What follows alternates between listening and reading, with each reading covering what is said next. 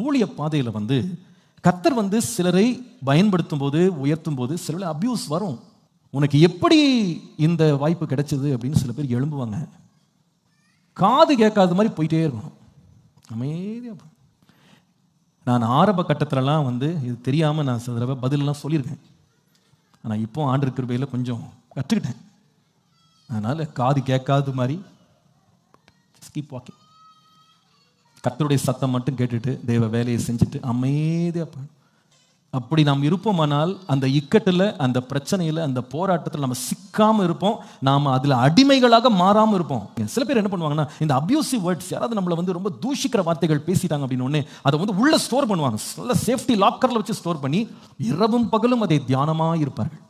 இப்படி சொல்லிட்டாங்களே, இப்படி சொல்லிட்டாங்களே, இப்படி சொல்லிட்டாங்களே, நான் ஒன்றுமே செய்யலை, இது பண்ணவே இல்லை, என்னை பற்றி இப்படி சொல்லிட்டாங்க. அதை தியானம் பண்ண ஆரம்பிச்சிங்க, உள்ள போன சாக்கடை இன்னும் மோசமாக ஒரு நாள் வெளியே வந்துடும். நமக்கே தெரியாது எப்படி வரும்னு. இந்த அபியூசிவ் வேர்ட்ஸ் உங்களை பற்றி யாராவது பேசுகிறாங்கன்னா மனசுக்குள்ளே கூட இடம் கொடுக்காதீங்க. ஒன்றுமே நடக்காதது போல் போயிட்டே இருங்க.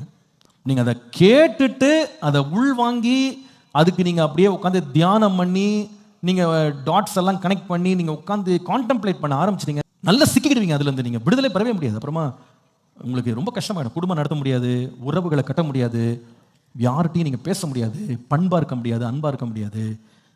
ஒரு மாதிரி உங்களை ஒரு மாதிரி பண்ணிவிடும். அது உங்களை ஒரு ஒரு ஒரு எப்படி சொல்கிறது, ஒரு சாக்கடை தொட்டி மாதிரி மாறிடுவீங்க. இது நான் நல்லா என் வாழ்க்கையில் நிறைய பாடங்களை கற்றுக்கொண்ட பிறகு நான் இதை கண்டுபிடிச்ச ஒரு காரியம்.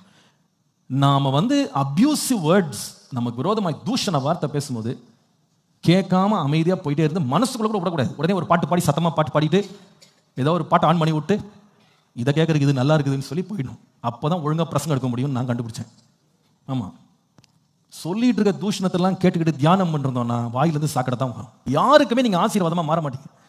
அப்புறமா உள்ள அந்த வார்த்தைகள் உள்ளே போச்சுன்னா, அது கொஞ்சம் செட்டில் ஆச்சுன்னா அது எரிச்சலாக மாறும், கோபமாக மாறும், கசப்பாக மாறும், விரோதமாக மாறும். அதுக்கப்புறமா நம்ம வாயிலிருந்து வர வார்த்தைக்கு நம்மளால் கட்டுப்படுத்த முடியாது. அதுக்கே நம்ம அடிமையாயிடும். You get stuck.